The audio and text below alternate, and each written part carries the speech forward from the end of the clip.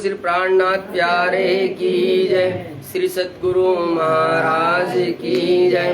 तो इस प्रकार से जब धनी श्री देवचंद जी को धीरे धीरे बुखार कम होने लगता है तो तब उनका जो है रस वहाँ पर और ज्यादा होने लगता है कि भाई अब अच्छा है, कम से कम शारीरिक कष्ट भी कम हो रहा है और अब भागवत सुनने में भी कोई दिक्कत नहीं हो रही है। दिन 10-15 हुए, कथा सुनत है कान, तहाँ आए दीदार दिया तुमको मेरी पहचान। बोलो श्री प्राणनाथ प्यारे की जय, श्री सतगुरु महाराज की जय। पूर्ण ब्रह्म परमात्मा सच्चिदानंद स्वरूप आपकी सदा सदा ही जय। अब देखिए चौपाई क्या कहती है कि जब इस प्रकार से धनी श्री देवचंद्र जी लगातार 10-15 दिन तक बुखार से उठने के बाद लगातार सुनने जाते हैं तो तब क्या होता है, वहां पर एक दिव्य लीला होती है। और दिव्य लीला क्या होती है कि तहाँ आए दीदार दिया।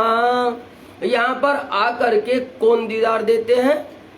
स्वयं राजी आकर के दीदार देते हैं, तुमको मेरी पहचान। और वे पूछते हैं क्या तुमको मेरी पहचान हुई है? इस प्रकार से धनी श्री देवचंद जी से पूछते हैं।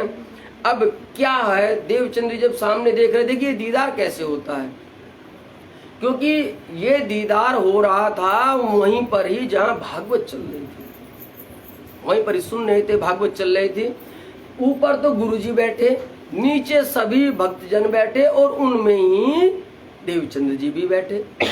तो वे सुना रहे थे अपनी ही भागवत, भट्ट जी तो अपनी ही लीला सुना रहे थे, लेकिन उनको धनी श्री देवचंद्र जी को वहां बैठे बैठे ही अलग से कुछ और नजारा दिखाई देने लगता है। बैठे वही हैं, वहीं बैठे हैं, सभी का वो ही सुन रहे हैं, लेकिन दिख उनको क्या रहा है, कुछ और दिख रहा है। और वो क्या दिखता है कि ऐसा लगता है कि जैसे वे कहीं और चले गए हैं, जैसे वे कहीं और चले गए और उनके सामने कुछ और दृश्य आ रहा है, जबकि शरीर वहीं बैठा है।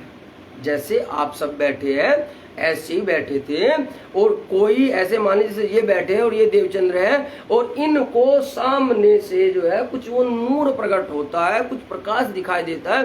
तो ये शरीर नहीं बोल रहा है, ये शरीर हिलडुल भी नहीं रहा है, अंदर से जो आत्मा थी अब वो देख रही है उस शरीर को, उस आत्मा को, उस नूर को कि ये क्या है। तो यहाँ पर वे देखते हैं, तो क्या देखते हैं, वे किशोर अति सुंदर, प्रणाम जी प्रणाम साहब जी, वे किशोर अति सुंदर स्वरूप खेला जो वृंदावन। बोलो श्री वृंदावन बिहारी चंद्र की, श्री कृष्ण कन्हैया लाल की जय। अब यहाँ पर वे कहते हैं कि वे किशोर अति सुंदर स्वरूप खेला जो वृंदावन। सामने जब उनके सामने राज्य प्रकट हुए, और देखने वाला कौन देखता है? देखने वाली देख रही थी अंदर से श्यामा जी महारानी। देवचंद्र तो नहीं देख रहे थे ना, क्योंकि देवचंद्र तो ये तन है जो ये बैठा है, ये यहीं बैठा है, लेकिन ये देख रहा है तो ये सामने देख रहा है भट्ट जी को। भागवत ऐसे चल रही है तो ऐसे देख रहे हैं, लेकिन आत्मा कुछ और देख रही है, आत्मा कुछ और देख रही है। और अंदर से वो क्या देख रही है? उसने ये देखा है कि ये जो मेरे सामने है, जो इतने सुंदर नजर आ रहे हैं, भाई ये तो मुझे ऐसा लगता है कि जैसे ये होने हो जो रास खेला है, जो रास में थे, शायद ये वो ही है ना, कहा उन्होंने अंदर से। अब आप सोचिए कि कोई भी ये बतलाइए कि रास के अंदर श्री कृष्ण जी का स्वरूप कोई भी महसूस कर सकता है? कैसे थे, कैसे थे? सबको पता है भाई, मुकुट होगा, बांसुरी होगी, वागा वस्त्र पहने होंगे, हार पहने होंगे, मुरली होगी, बाल खुले हुए होंगे, सबको पता है ना। किसी भी भागवतकार ने या किसी भी भागवत में या किसी भी मेहनत या कोई भी परिणामी छोड़ करके कोई भी हो, किसी से पूछ लीजिए, वो क्या बताएगा? श्री कृष्ण जी का ऐसे स्वरूप बताएगा ना। ये देखो वो सामने वो स्वरूप लगा है, देखो ऐसा ही है ना, मुरली भी हाथ में है, मुकुट भी हाथ में है, ये पहना है और ये सब ऐसे है ना। तो अब ये बताइए, तो देवचंद्र जी के पास अभी तक तारतम्य इलम नहीं था, लेकिन फिर भी देवचंद्र जी क्या कहते हैं? जो उनकी आत्मा देखती है, और जो आत्मा देख रही है, आत्मा ने क्या देखा? अब ध्यान दो, यहाँ इस चौपाई को, ये बहुत खास है, इसीलिए इस चौपाई को समझना बहुत जरूरी है। अब तलक सुंदरबाई की वासना वो तो बाद में होती, लेकिन उससे पहले श्यामा जी कहाँ गई थी? श्यामा जी ने वो ब्रज का छोटे वाला कन्हैया का रूप भी देखा था, जिसकी कल चर्चा हुई थी। जो देवचंद्र जी मैया के पास जाते हैं और कहते हैं कि क्या मुझे कृष्ण जी से मिलना है, तो वहां वे कौन थे? बाल गोपाल थे, बाल गोपाल थे, वे बाल गोपाल से मिले। लेकिन कौन मिल रही थी अंदर से? आत्मा। शरीर तो फिर भी वहीं बैठा था ना। तो उसने वो बाल गोपाल को भी देखा है। तो यदि कोई उस आत्मा से पूछेगा तो बता सकता है ना कि बाल गोपाल तो ऐसे थे, ऐसे दिखते थे, वो सही बता दे क्योंकि उसने देखा था कल। अब यहाँ पर कौन सामने प्रकट है? वे कह रहे हैं देवचंद्र जी, बल्कि देवचंद्र नहीं कह रहे, अंदर से आत्मा देख रही है, और वो कह रही है कि ये स्वरूप वो है जिसने वृंदावन के अंदर रास किया है, रास किया है। अब आप सोचिए, देवचंद्र जी ने क्या उस स्वरूप को देख करके झूठ बोला? लब सुंदर बाई की आत्मा ने, श्यामा जी ने, क्या श्यामा जी उसको झूठ बोलेगी क्या स्वरूप को? नहीं। क्यों? क्योंकि श्यामा जी को भी क्यों पता था? क्योंकि वे अब तलक बड़े बड़े संतों महंतों से और भागवतचार्यों से ये सुनते आते थे कि रास बिहारी का जो रास रमण करते हैं उनका स्वरूप कैसा होता है, कैसा होता है। इसलिए पता था ना। काश वे पठानी कुछ पहने हुए होते तो वे कहते थे कि वो तो पठान था, वो तो वो नहीं था। लेकिन यहाँ क्या कह रहे अंदर की आत्मा? नहीं नहीं, ये कौन है? ये तो वे है जिन्होंने वृंदावन के अंदर रास किया है। वे तहाँ आए दीदार दिया तुमको मेरी पहचान, वे किशोर अति सुंदर। और अब देखिए, अब एक एक शब्दों को पकड़िए। वे किशोर, ये जो सामने है ये कोई छोटा बालक नहीं है, ये बूढ़ा भी नहीं है, ये बिल्कुल किशोर स्वरूप है, बिल्कुल युवा स्वरूप, किशोर स्वरूप है। वे किशोर एकदम से, और कैसे कि देखने में ये इतना सुंदर लग रहा है कि मानो बस इसको देखता ही चला जाओ, इसको देखता ही चला जाओ। और वो आत्मा उस नूरी स्वरूप को केवल निहार ही रही थी, निहार रही थी। वो देख रही थी कि किस प्रकार से इनकी शोभा है। यदि वे उनको छोटे स्वरूप में देखते तो वे वह स्वरूप न कहते, वे उनको कृष्ण के रूप में छोटे बाल गोपाल भी बता सकते थे। लेकिन उन्होंने क्या देखा? उन्होंने देखा नहीं नहीं, ये बाल गोपाल नहीं है, ये वो नहीं है जो कल देखा था, जो कल देखा था वो नहीं, ये तो आज कोई और ही स्वरूप है, वो बिल्कुल वह किशोर स्वरूप है। और कौन सा स्वरूप है? कि जो खेला वृंदावन, जो वृंदावन के अंदर जिसने रास रचाया था वो। अब यहीं पर और देखिए, जब रास रचाया था तो रास में क्या देवचंद्र जी थे? बड़े ध्यान से समझने की बात है। रास के अंदर क्या देवचंद्र थे? यदि हम इस बात को मान ले कि ये बातें देवचंद्र जी कह रहे हैं या आत्मा नहीं कह रही है, तो क्या रास के अंदर देवचंद्र थे? नहीं। रास में कौन थे? आत्मा थी। ये ही सुंदर बाई की आत्मा थी, ये ही श्यामा महारानी थी। तो ये बताओ, क्या श्यामा महारानी फिर से झूठ बोलेगी? क्या श्यामा महारानी ने रास नहीं खेला था क्या? क्या श्यामा महारानी को रास का स्वरूप नहीं पता था क्या? क्या श्यामा महारानी नहीं जानती थी कि जिनके साथ तू रास खेल रही है वो छोटा सा बाल गोपाल है, या कृष्ण कन्हैया लाल है, या श्री राज है, या प्राणनाथ है, देवचंद्र है, या राधा? नहीं पता था क्या? पता था।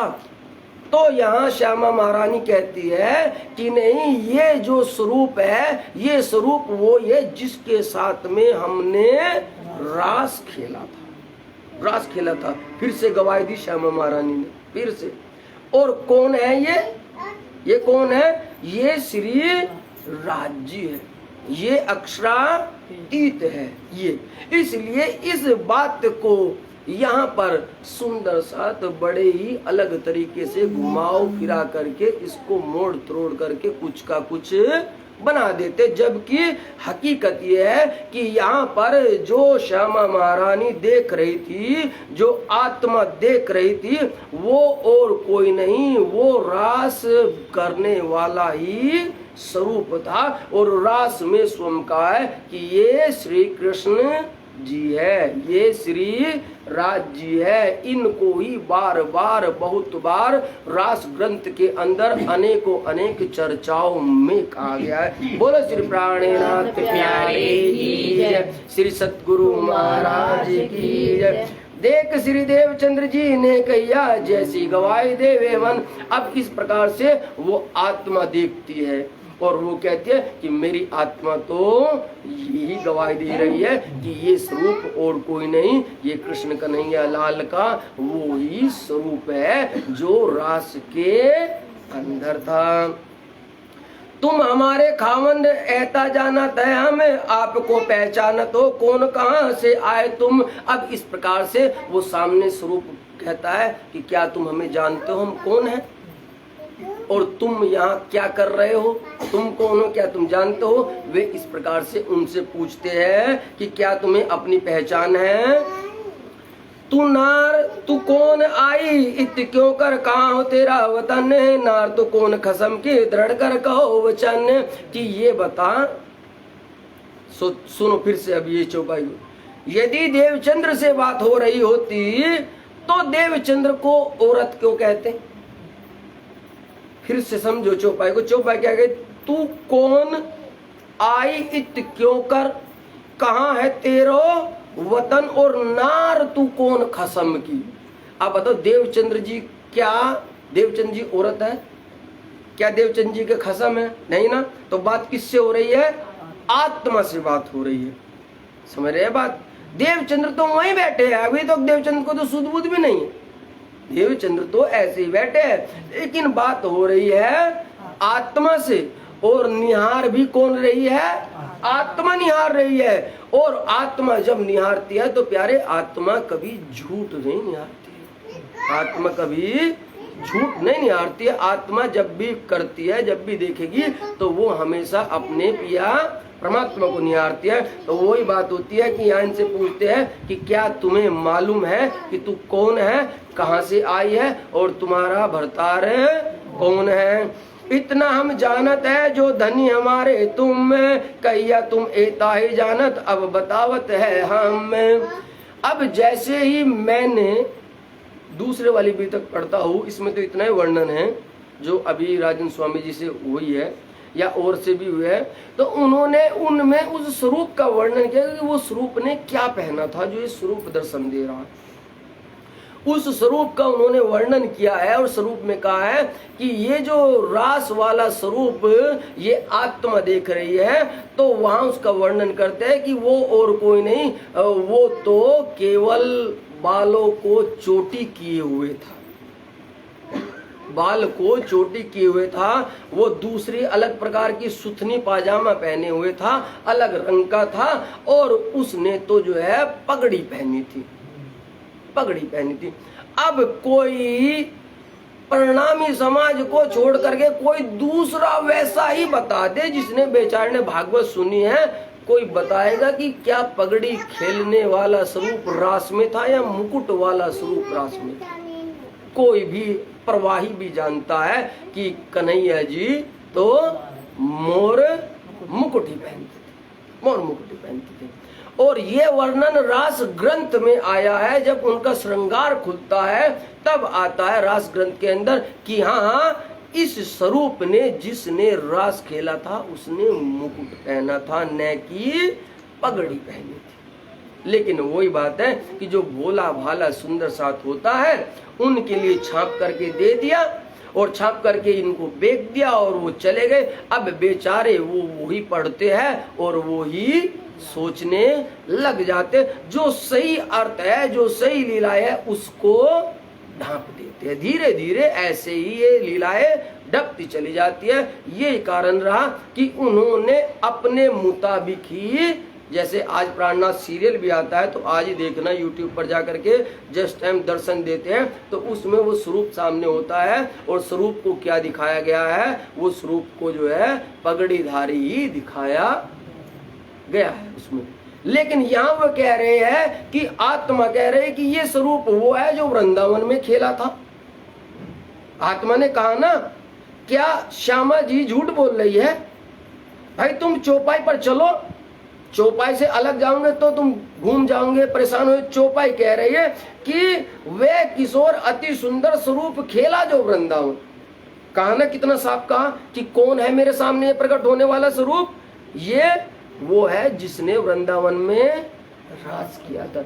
लेकिन कुछ लोग जो है अपनी चातुर्य बुद्धि लगा करके अर्थ का अनर्थ कर देते हैं और सुंदर साथ को यहाँ से वहाँ भटका देते हैं। बोलो श्री प्राणनाथ प्यारे की जय, श्री सतगुरु महाराज की जय। इसीलिए सुंदर साथ जी हमेशा अपनी आत्मा की पुकार को सुनना चाहिए, आत्मा की पुकार को, और उसको ही मानना चाहिए।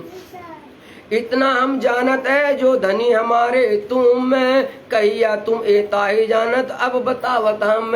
अब वो आत्मा कहती है कि मुझे तो ये लगता है कि आप मेरे प्राण प्रीतम है, आप मेरे धनी हैं। तब वे कहते हैं स्वरूप धनी जी को कि चलो भाई अब मैं आपको बताता हूँ कि मैं कौन हूँ। नाम तुम्हारा बाई सुंदर, खेले तुम ब्रजरास में। अब देखिए फिर से एक और गवाही, यही सुन लीजिए क्या कहा इन्होंने स्वयं। अरे भाई तुम्हारा नाम सुंदर बाई है, तो इसका मतलब बात आत्मा कर रही है। खुद पकड़ो, खुद देखो इस चीज को। अभी अभी जो ये कहते हैं, जो सोचते हैं कि स्वरूप का गलत वर्णन कर दिया, अरे भाई देखो ना, खुद राज्य कह रहे हैं देने वाला स्वरूप कि तू कौन है, तू सुंदर बाई है। और कौन है तू? तू ही ब्रज में थी और तू ही रास में थी। अब ये बताओ, जिस आत्मा ने ब्रज में गई होगी तो क्या उसको ब्रज का याद नहीं होगा क्या? उसको सब याद होगा। उसके सामने कोई झुटमुट की यशोदा मैया आने लगे तो वह पहचान जाएगी ये यशोदा नहीं थी, पहचान जाएगी कि नहीं? लेकिन यदि कोई नहीं होगी और उसके सामने यशोदा कोई आ जाए तो वो मान लेगी कि हाँ ये यशोदा है, माने कि नहीं? लेकिन जिसने ब्रज देखा है, जिसने रास देखा है, भला वो रास में आई हुई एक एक लीलाओं को कैसे भूल सकते, ये बताओ? भूल पाएगी क्या?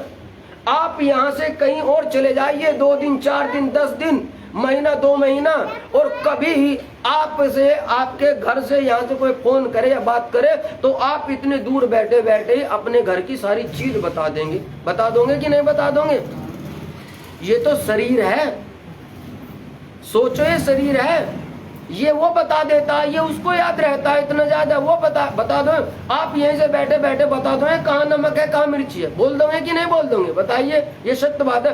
तो क्या सोचो कि वो आत्मा, वो परमात्मा की आत्मा जो ब्रज के अंदर भी साथ थी, जो रास के अंदर भी साथ थी, तो जब सामने स्वरूप आएगा तो क्या वो उसे पहचानेगी नहीं? तो हाँ पहचाना ना, और पहचान करके तो कहा कि तुम वही स्वरूप हो, वही स्वरूप हो।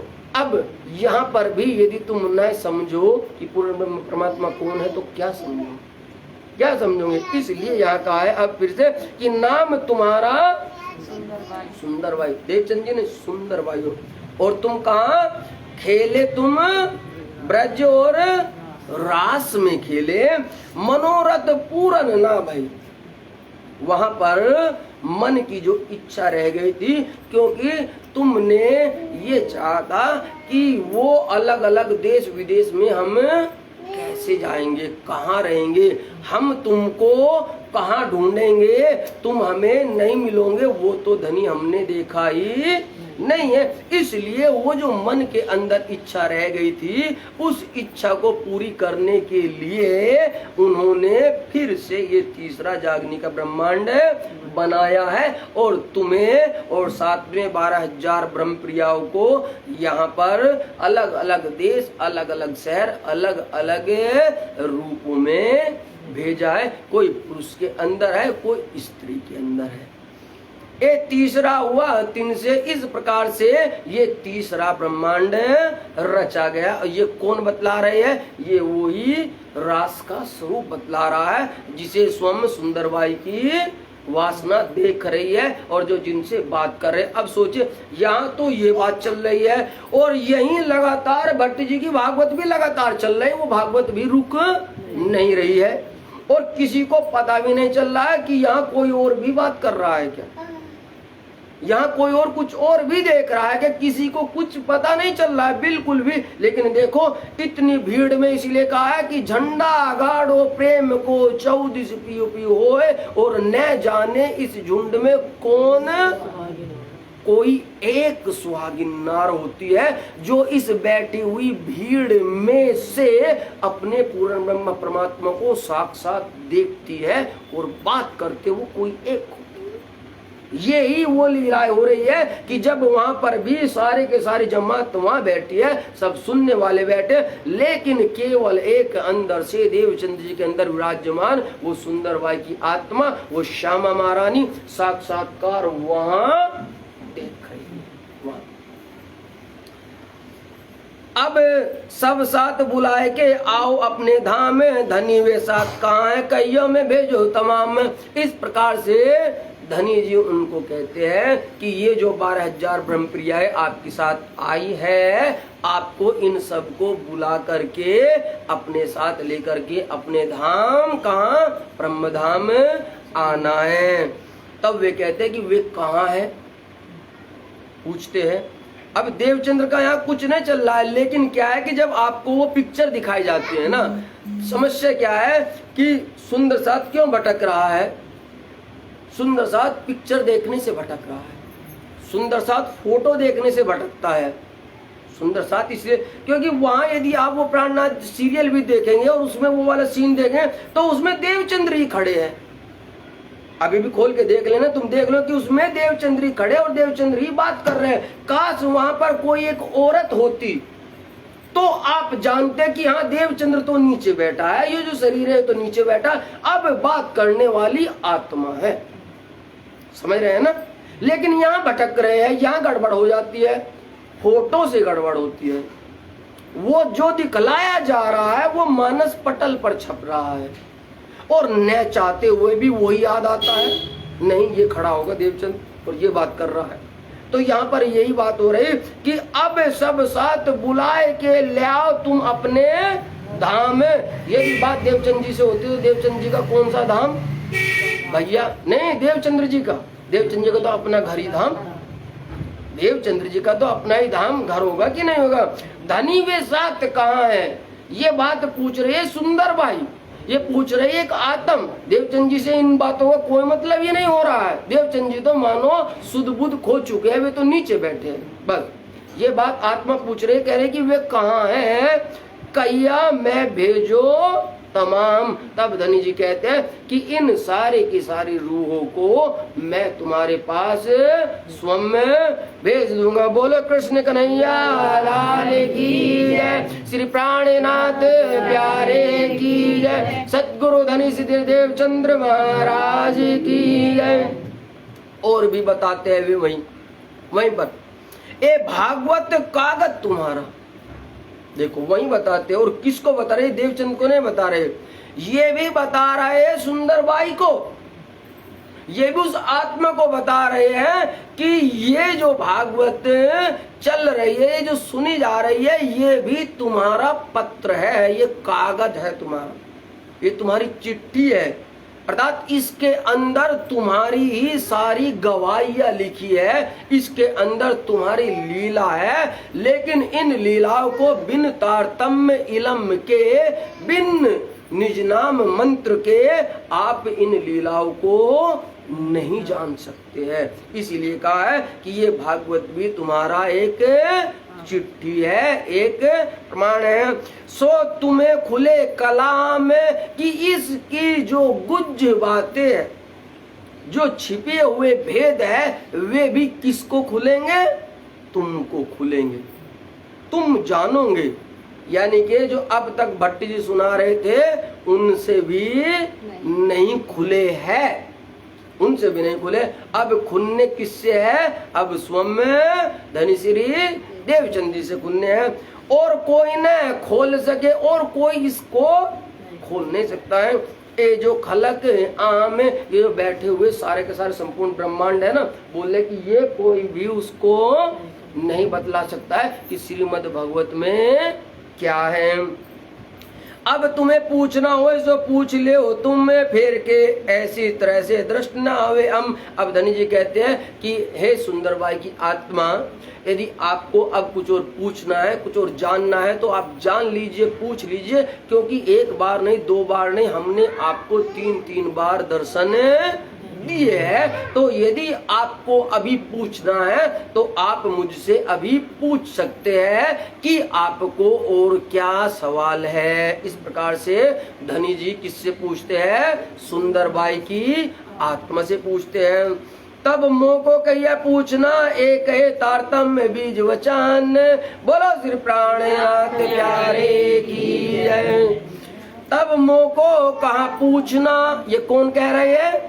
सुंदरबाई कह रही है, श्यामा महारानी कह रही है अंदर से, हे धनी जी, जब आपने मुझे सारी बातें बता दी है, सारा रहस्य समझा दिया है, तो अब मुझे आपसे क्या पूछना है? अब तो कुछ भी नहीं पूछना है, क्योंकि आप स्वयं मेरे अंदर आकर के अब विराजमान हो रहे हैं। एक कहे तारतम्य बीज वचन, मेरे प्यारे साथ जी, जो ये कहते हैं ना कि तारतम्य ये नहीं है, निज नाम वो नहीं है, तो यहाँ इन चौपाइयों को सुनो, इन चौपाइयों को सुनो। ये चौपाई बिल्कुल साफ बता रही है कि एक है तारतम्य बीज वचन, ये ही तारतम्य बिल्कुल मूल तारतम्य जहाँ से प्रकट हुआ है, जहाँ से शुरू हुआ है, ये उसके बिल्कुल बीज वचन है, ये उनकी बिल्कुल मूल बातें हैं। इन बातों को हमें समझना है मेरे प्यारों, हमें समझना। फेर के अदृष्ट भय प्रफुल्लित हुआ मन, और जैसे ही इतनी बात हुई, सामने से वे अदृश्य हो जाते हैं, और अदृश्य होकर के कहाँ बैठते हैं? स्वयं में। कहाँ? नहीं, कहाँ बैठते हैं?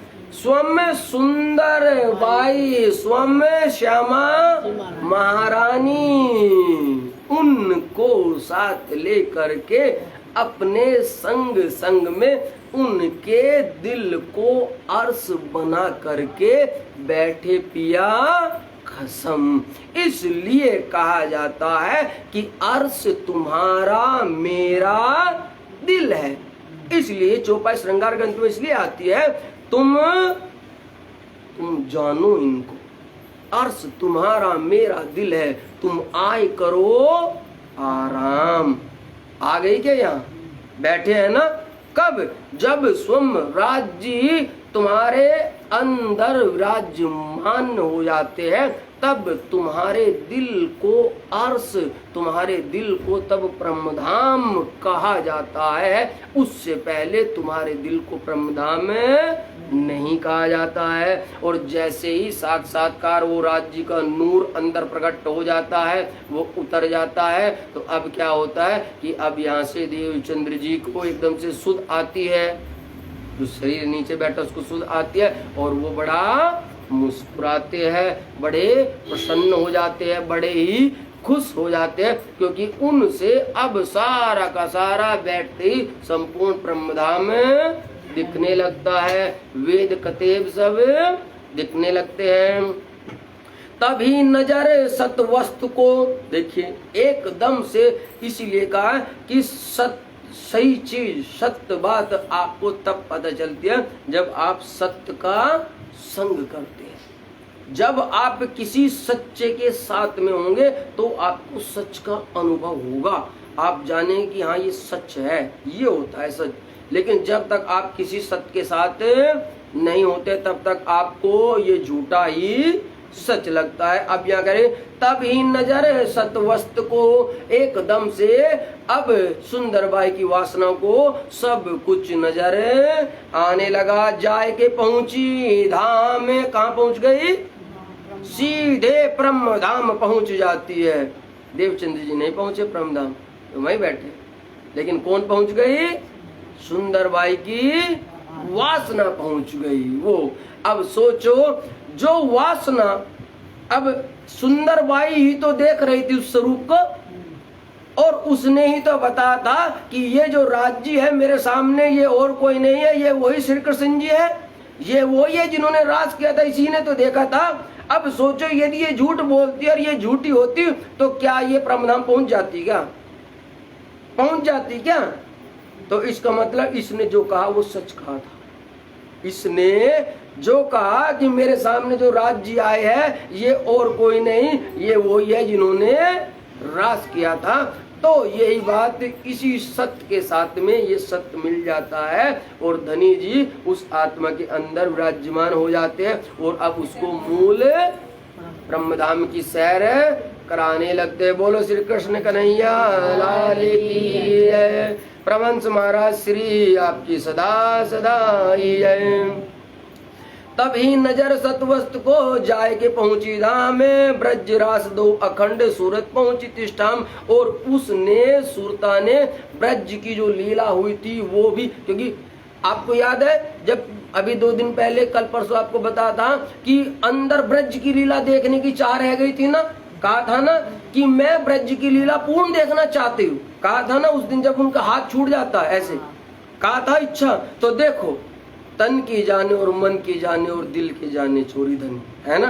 तो धनी ने जाना था कि इसको इच्छा है उन लीलाओं को देखने की, इसके अंदर वो चाहना है वो देखने की, इसीलिए धनी ने तुरंत ही क्या प्रकाश किया, ब्रज की सारी लीलाएं एकदम से खोल करके रख दी और रास की सारी लीलाएं खोल करके रख दी और ब्रह्मधाम में भी उस रूह ने एकदम से रूबरू पा लिया। सूरत पहुंची तिष्ठा में, एकदम से उनकी आत्मा के अंदर ये दिव्य नूरी प्रकाश हो जाता है।